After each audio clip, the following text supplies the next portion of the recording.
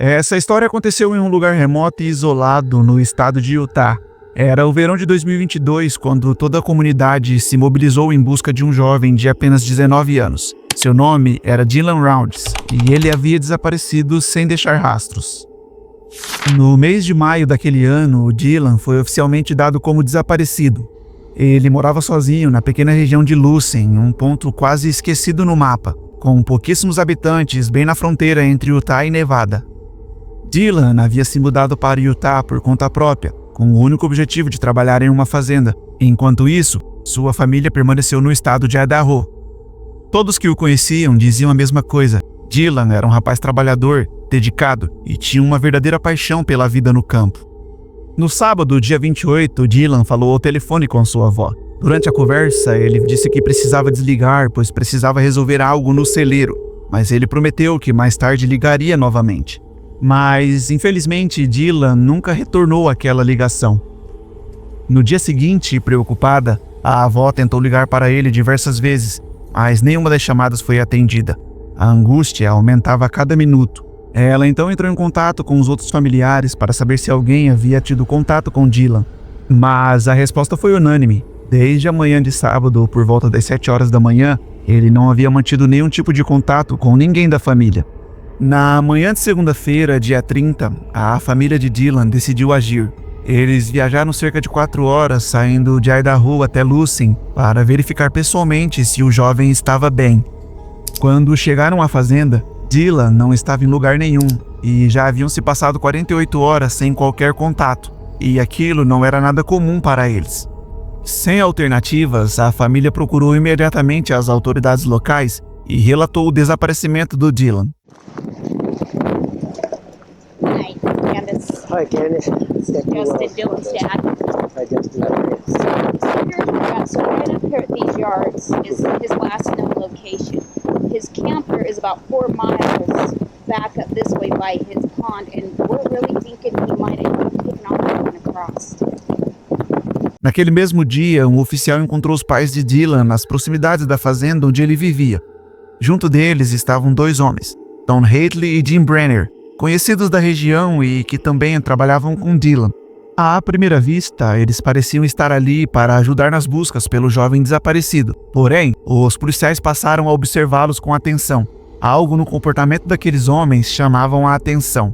Rapidamente, Don e Jim deixaram de ser apenas colaboradores e começaram a se tornar suspeitos no caso do desaparecimento de Dylan Rounds. O primeiro policial que chegou ao local decidiu vasculhar o trailer onde Dylan morava. Logo de início, algumas coisas despertaram um alerta. Dylan possuía uma arma, mas ela não estava em lugar nenhum. E do lado de fora do trailer, suas botas estavam jogadas no chão e pareciam estar manchadas de sangue. A família, em meio ao desespero, tentou encontrar explicações para o desaparecimento. Eles acreditavam que talvez Dylan tivesse saído para algum lugar e pudesse ter sido picado por uma cobra, ficando impossibilitado de voltar por conta própria e precisando de ajuda em algum ponto da região. Mas as botas estavam bem perto do trailer, e para a família, aquilo era um sinal sombrio de que algo muito ruim pudesse ter acontecido. No dia seguinte, mais policiais foram enviados à região para intensificar as buscas por Dylan. As autoridades então decidiram rastrear o sinal do celular do jovem. Os registros das torres mostravam que o telefone de Dylan nunca havia deixado aquela área. Seu último sinal estava restrito a uma zona de aproximadamente 24 quilômetros de extensão. Na sexta-feira, um pouco antes de desaparecer, Dylan foi visto em um bar na cidade de Montello, Nevada. Era um lugar que ele costumava frequentar, um típico bar de cowboy muito conhecido na região. A polícia tentou contato com as pessoas que estavam no bar naquela noite, mas não foi muito bem recebida. A verdade é que aquela comunidade tinha um estilo de vida peculiar, quase como se ainda vivessem no Velho Oeste. Muitos dali eram conhecidos por viverem à margem da lei, e a presença da polícia não era algo que os agradava. Pelo contrário, gerava desconfiança e até hostilidade. Enquanto as buscas seguiam sem respostas, a família do Dylan ofereceu uma recompensa de $100 mil para qualquer pessoa que pudesse trazer informações sobre o paradeiro do jovem. A polícia continuava procurando por Dylan, mas conforme os dias se passavam, a situação se tornava cada vez mais difícil. A área de busca era imensa e, embora pessoas de várias partes tivessem se mobilizado para ajudar, nada concreto havia sido encontrado. Foi então que algo deixou os investigadores preocupados. Na primeira visita ao trailer do Dylan, sua arma não estava em lugar nenhum, mas quando os policiais retornaram 3 dias depois, a arma havia reaparecido misteriosamente e deixada no banheiro do trailer. Esse era apenas mais um detalhe estranho e perturbador, que levantava ainda mais dúvidas sobre o que realmente havia acontecido com Dylan Rounds. Os investigadores então começaram a direcionar suas atenções para os 2 homens que, desde o início, apareceram como voluntários nas buscas. Eles miraram primeiramente em Jim Brenner.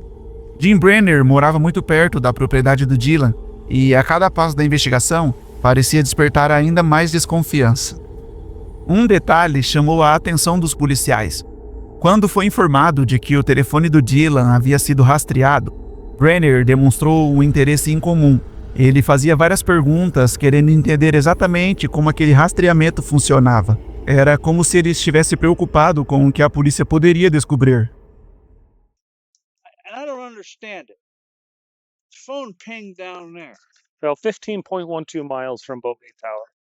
Quando o cerco começou a se fechar em torno de Jim Brenner, ele tentou desviar a atenção. Ele apontou o dedo para um cara chamado Chase Ventura, que também vivia naquela região. Segundo Brenner, Chase era um típico ladrão e poderia muito bem estar envolvido no desaparecimento de Dylan. Ele ainda acrescentou que Dylan costumava frequentar bares da cidade e se gabava do dinheiro que estava ganhando, o que poderia ter atraído alguém mal intencionado. A polícia então foi atrás de Chase. Descobriram que ele já era procurado por crimes em outros estados, mas ao conversar com ele e verificar sua rotina, rapidamente concluíram que Chase tinha um álibi sólido e não poderia estar envolvido. As suspeitas sobre Jim Brenner só aumentavam. Primeiro, ele havia demonstrado um interesse incomum sobre o rastreamento do celular de Dylan, algo que soava estranho para os investigadores, e agora tentava jogar a culpa em uma outra pessoa, alguém que, no fim, não tinha absolutamente nada a ver com o desaparecimento. Essas atitudes levantavam ainda mais dúvidas. Será que Brenner estava apenas tentando ajudar? Ou estava, na verdade, tentando desviar a atenção de si mesmo? A polícia então decidiu conversar com Don Hately, outro homem que também estava envolvido nas buscas por Dylan. E foi através dele que surgiram novas revelações sobre Jim Brenner. Don contou que Brenner já havia sido preso no passado e revelou algo ainda mais preocupante. No sábado à noite, logo após o desaparecimento de Dylan, Brenner pediu a ele que guardasse uma arma. Diante disso, os investigadores foram verificar sua ficha criminal. Descobriram que existia um mandado de prisão em aberto contra Jim Brenner desde 1986, no estado de Maryland. De repente, tudo começava a fazer sentido, inclusive o motivo de Brenner escolher viver em uma área tão remota e isolado. Jim Brenner acabou sendo preso inicialmente pelo crime cometido em 1986, mas paralelamente as autoridades já estavam prestes a incriminá-lo também pelo assassinato de Dylan Rounds. Perto da região onde Dylan vivia, havia um pequeno lago. Durante as buscas, mergulhadores da polícia encontraram algo crucial: o celular de Dylan. Essa descoberta finalmente explicava por que o aparelho havia sido rastreado naquela área restrita. Com o celular em mãos, os investigadores tiveram acesso aos últimos registros do jovem. A última foto na galeria mostrava Jim Brenner limpando uma arma, exatamente a mesma que ele havia pedido para Don Hately guardar no sábado à noite. A imagem estava marcada com a data e hora. Era sábado, dia 28, às 7 horas da manhã, apenas meia hora depois de Dylan ter falado ao telefone com a sua avó pela última vez. Na foto, a camisa usada por Brenner estava coberta de sangue. Mais tarde, exames forenses confirmaram que se tratava do sangue de Dylan. Jim Brenner foi finalmente acusado pelo assassinato de Dylan Rounds. Para tentar reduzir a sua pena, ele fez um acordo judicial em troca de informações sobre onde havia deixado o corpo do jovem. Brenner então revelou que abandonou o corpo de Dylan no meio do deserto. A polícia foi até o local indicado, mas já era tarde demais. Tudo o que encontraram foram apenas ossos espalhados, os restos mortais de Dylan. Apesar da dor imensa, os pais de Dylan sentiram um pequeno consolo. Ao menos, puderam recuperar parte dos restos mortais do filho e tinham a certeza de que o responsável estava atrás das grades.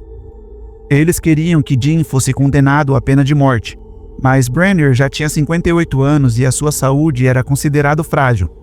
O juiz então decidiu uma sentença de 30 anos de prisão. Para Brenner, aquilo já representava uma espécie de pena de morte.